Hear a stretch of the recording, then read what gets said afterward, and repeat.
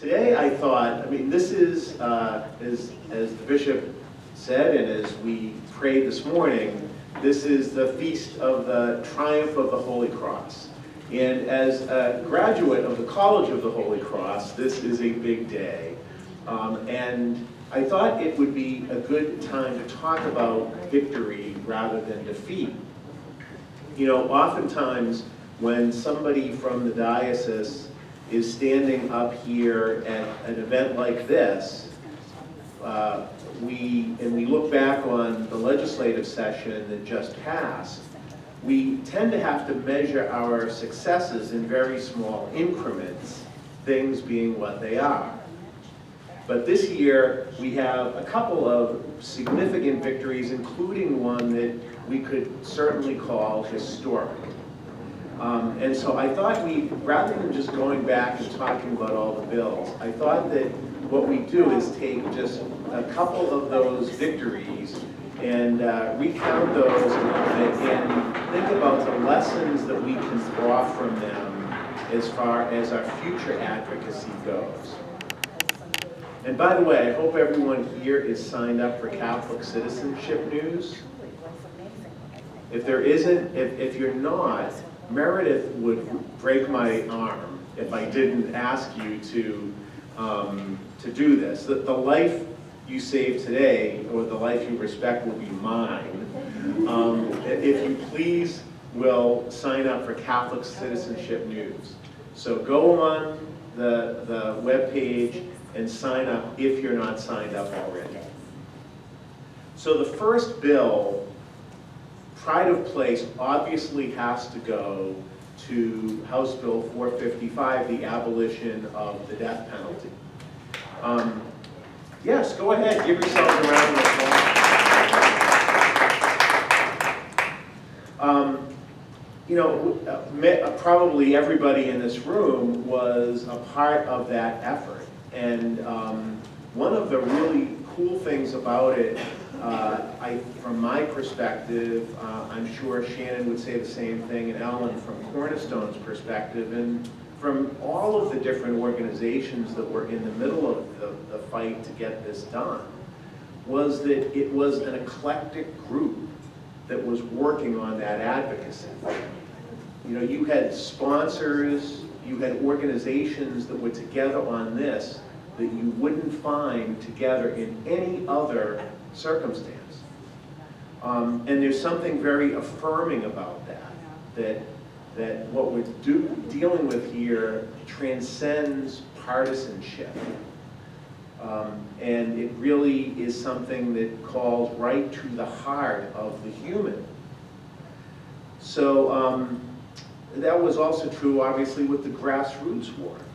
You would have people that were making calls at the behest of the Roman Catholic Bishop of Manchester, or the New Hampshire Civil Liberties Union, or all sorts of other organizations that you wouldn't ordinarily see, or at least sometimes you wouldn't see working on the same side.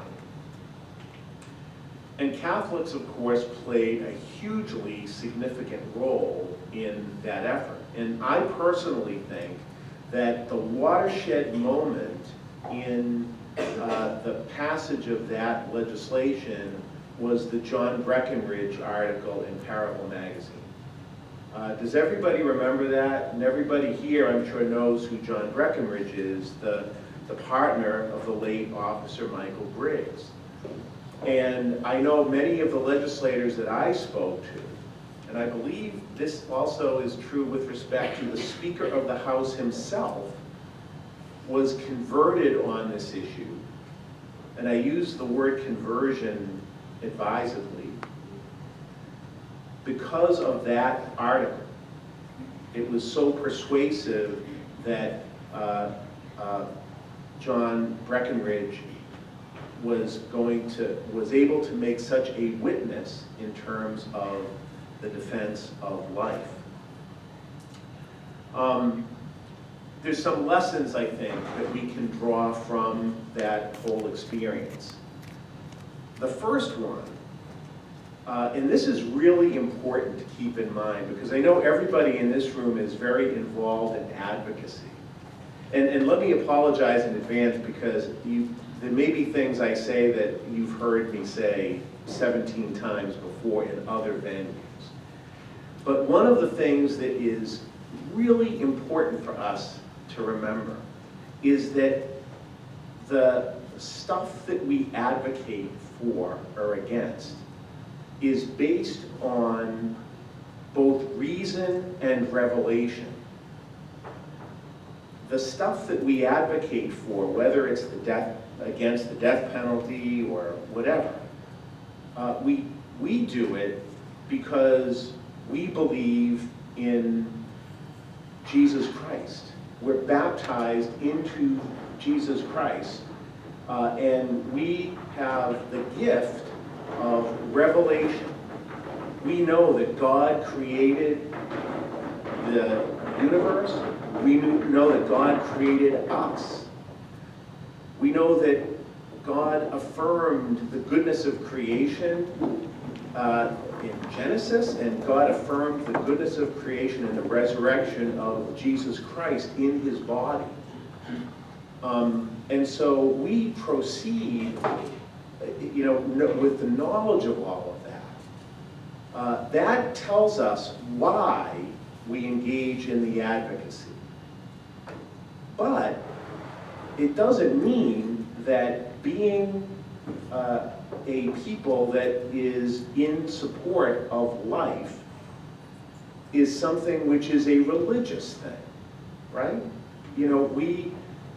The idea that you shouldn't kill an innocent human being is not something that is unique to Catholics or to Christians or to people who are believers in God, right? So something like the death penalty fight emphasizes this fact, because not everybody that was involved in that fight was a Catholic, was a Christian, was a believer, right? It is something that transcends it. It is the truth that we're advocating for.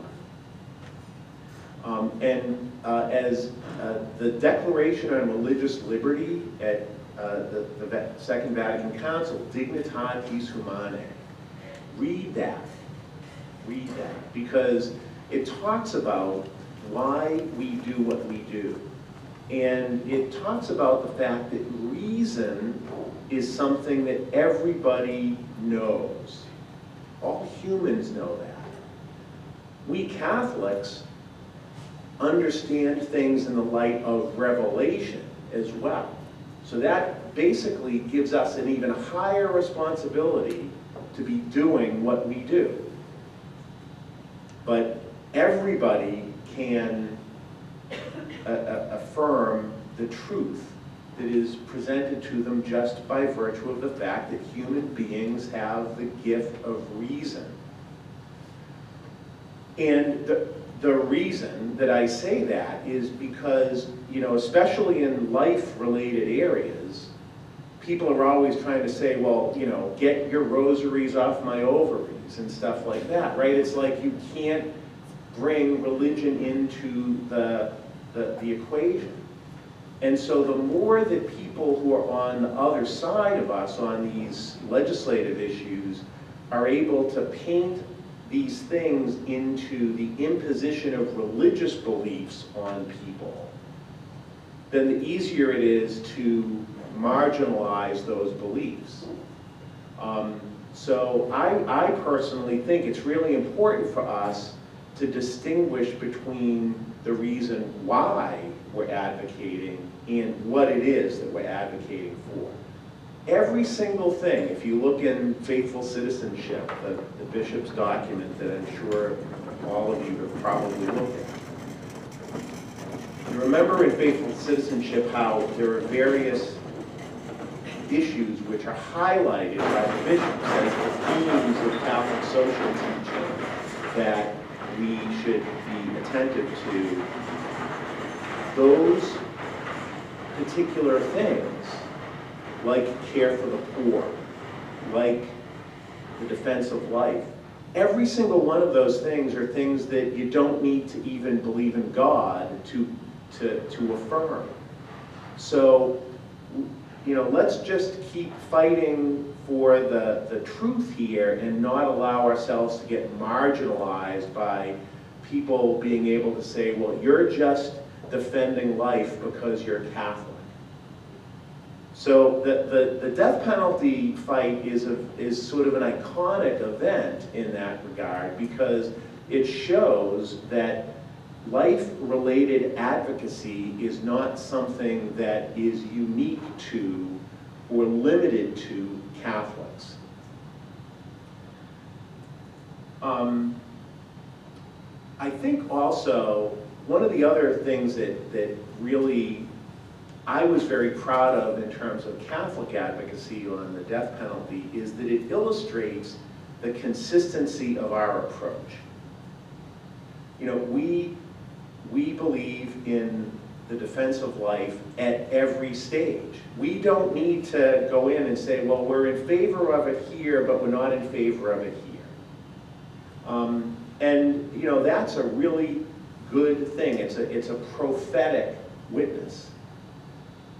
It's, you know, there are a lot of other individuals and organizations who were with us on the death penalty, but are not with us on abortion, let's say. Why is that? How, you know, I just think that when people are standing up and talking in defense of the sanctity of human life, which a lot of legislators were, it necessarily has to sort of plant the seed in their mind and heart that, well, you know, wow, life is sacred. You know, what does that mean in other contexts? The other, and the last thing I'll say about the death penalty is, it's also, I think, a consistency in our approach. We have to be so careful about using the weapons of partisan fighting that go on in the rest of the world, that happen on this stage now with great frequency, because you've got candidates coming in here and using the rhetoric and techniques of modern American political thought and debate and dispute. We don't act like that, right? We cannot act like that because we respect human beings. And we know we can't act like that because Jesus wouldn't do that.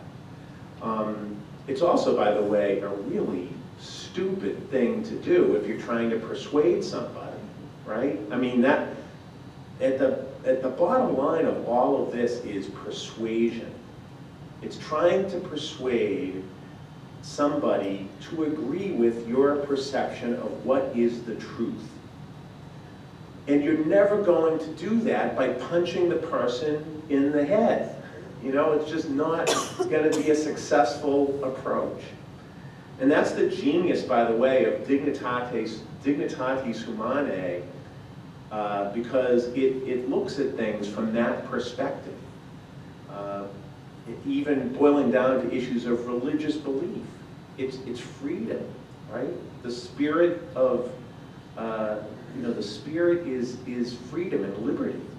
So that's another thing that we have to offer, is sort of a different image of how dialogue and persuasion occur.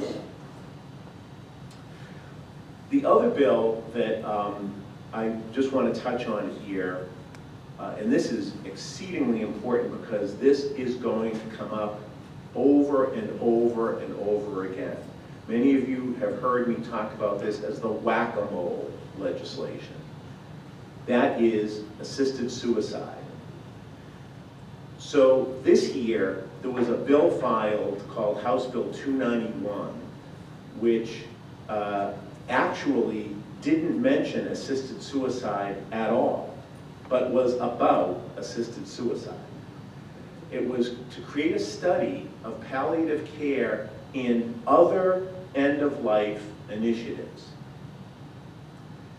Now, ironically, the sponsor of the bill and proponents of the bill argued that we needed to talk about assisted suicide. It was an issue that, and this is a direct quote that was said in the debate on the House floor, this is an issue that's too important not to talk about. And ironically, it was not even mentioned in the bill expressly. But it was clear when we read it, and it was clear from the discussions that took place in the public hearings, that that was what this bill was about, to create a study of assisted suicide. And we have consistently opposed even a study of assisted suicide for a couple of reasons that I want to touch on, because I want to make sure that we're all armed for future discussions on this, because this is going to come up year after year after year. And in fact, there's already been a bill that's just filed last week that looks like it is going to be another assisted suicide related bill. So let me actually, before I talk about some of the issues, let me tell you that if you don't know this already, that we won, okay? Everything turned out okay on this. But one of the things that we tried to argue, there were a couple of different issues, and you know, we were involved, but I certainly don't want to make it seem like we in the diocese were the only ones doing this. Cornerstone, most importantly, the disabilities organizations that we were working with was involved, and that is a massively important thing, because it's the disabilities folks that prove the fact that this is not just live free or die, it's just not individual choice. And I'll talk about that in a second. So, you know, the issues that we raised, and you know, just keep these percolating in your mind, because when we start sending out the CCNs in December, January on the bills, this is certainly going to be an issue that's going to crop up. We'll put these things in those CCNs too, so you know, you don't need to remember these right now. There won't be a quiz. What is a CCN? Oh, good question. CCN, Catholic Citizenship News. Right, so if you're signed up for Catholic Citizenship News, which we know we all are going to be before the end of today, if we're not already, you'll get the CCN. So, the first argument is the most basic one, right? That assisted suicide is a barbaric practice. It is quintessentially anti-life. The second one is the fact that, you know, it's painted as something which is an individual choice. But as history, we saw it today, right? History, current events in Europe would tell you, inevitably, if the state says that there are lives that are not worth living, no matter how narrow that category may be in the first iteration, inevitably, it's the poor and the disabled who will be the victims. They'll be the ones that are exploited. We have a huge problem in this state with financial exploitation of the elderly.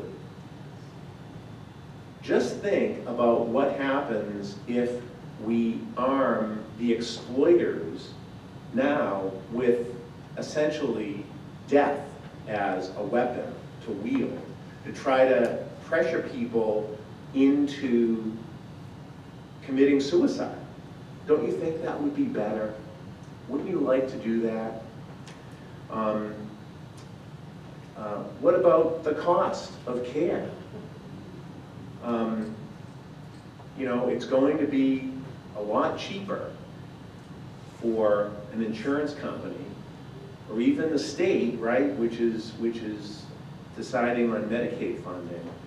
There's always going to be people that will be out there arguing that it's cheaper to go that route than to have care. That was one of the issues that was raised by someone in the public hearing concerning, you know, let's say a very costly, something costly to an insurance company, a form of care for cancer, let's say. You know, what happens if one of the alternatives is a far cheaper assisted suicide option? So these are things that are horrible to think about, but you know that they'll get introduced into the discussion. Just things, again, being what they are. And you know, ultimately, you have a situation where the decision, right, it's right now being painted as this individual choice that is going to be vindicated. But when it gets to the situation where there are other people trying to suggest that you should avail yourself of this, it starts to turn things around. And now you start to get to the question of who decides? Who decides what life is worth living? And we get into all sorts of very existential questions about the role of the state. You know, as we saw today, there's a lot of folks out there, historically and currently, who believe that the state should have a role in making some of these decisions. These arguments are going to be made. That doesn't mean that they'll fly necessarily, but legislation is always incremental. It's one of the basic sort of laws of legislative physics. If you've been around the legislature, you know that if there's a law that gets passed to do X, that inevitably a year or 2 or 3 later there's going to be a law that is going to be proposed to do X plus 1, and so on and so on. And that's why we can't let the door get open even an inch, because if the assisted suicide door gets open an inch, it will eventually be opened entirely. We also have argued strongly against studies. There tends to be a sense that studies are benign because it's just a study. But the problem with studying assisted suicide is that it gives the people who are considering suicide the idea that this might be a legitimate option to take. And this creates a hugely ironic situation. There's a committee that was created by the legislature to gather together to look at ways of preventing suicide, especially among very vulnerable parts of the population, like young people. You know, suicide rates are going up. Veterans with traumatic brain injury, suicide rates are going up. The state is grappling with how to try to stop this from happening. But if you pass a law like this that creates a study of assisted suicide, you literally could have a situation where room 101 of the LOB, you've got this committee meeting to study ways of preventing suicide, while in room 102, this other committee is looking at whether to allow suicide to take place. What kind of a message does that send? So that's why we have treated all of these study proposals as being just as bad as a substantive up or down proposal on assisted suicide. As I said, ultimately the House passed that bill, but the Senate amended it in such a way as we had urged to make it just a study of palliative care. Care for the person, don't kill the person. And so the Senate amended it like that, and when it went back, the House decided not to even ask for a committee of conference. They just non-concurred with the bill, which meant that it died. Which, again, is evidence of what the people who voted for the bill on the House side were hoping to do. They wanted to have a study of assisted suicide. Now, let me say, the folks that are, I don't believe that the folks in the House that are promoting assisted suicide are, sort of doing some of the, they're not approaching it from kind of this, very extreme position that we saw today, right? That historically you could have people that are arguing, yeah, suicide is good, we have to cull the herd or something along those lines. I think they're wrong, but I don't think that they're approaching it with, with bad intentions. But we need to sort of, that's why we need to educate people and to convince them that that their position is something which they need to change. Just like what happened on the death penalty, right? I'm going to finish up here because we're running short of time. I just want to say a couple things about next session. We're not done with 2019 yet, actually. I mean, the budget was vetoed, so that's still out there, and a whole bunch of other bills that are still alive. So in some ways, the 2019 session hasn't even ended. But the next year, we know the bills have started to be filed in the House, and so we have about 81 as of yesterday afternoon that had been filed. And we know, for instance, that there'll be another assisted suicide bill. There's going to be a bill on parental notification. And I'm assuming that's a proposal for a repeal, but we'll know that once we find out more. And then there's going to be legislation filed, probably in both the House and the Senate, on born alive protection. And this is going to be an exceedingly important piece of legislation. Shannon McGinley, the other day we were chatting, and I think really got to the heart of the matter on this. It squarely presents the question of whether a woman has a right to an abortion or a right to a dead child. Because that's what's going to be argued here. So we'll be sending out a lot more information on that. And then there's also going to be legislation very appropriately that we talked about, very appropriate that we talked about the things we talked about this morning, because I expect there'll be legislation filed on prohibiting abortions for the purpose of discriminating on the basis of things like disability. So anyway, I will leave it there, and I think we have a couple of minutes for questions, so not long, but if anybody does have any questions, I'm happy to answer them.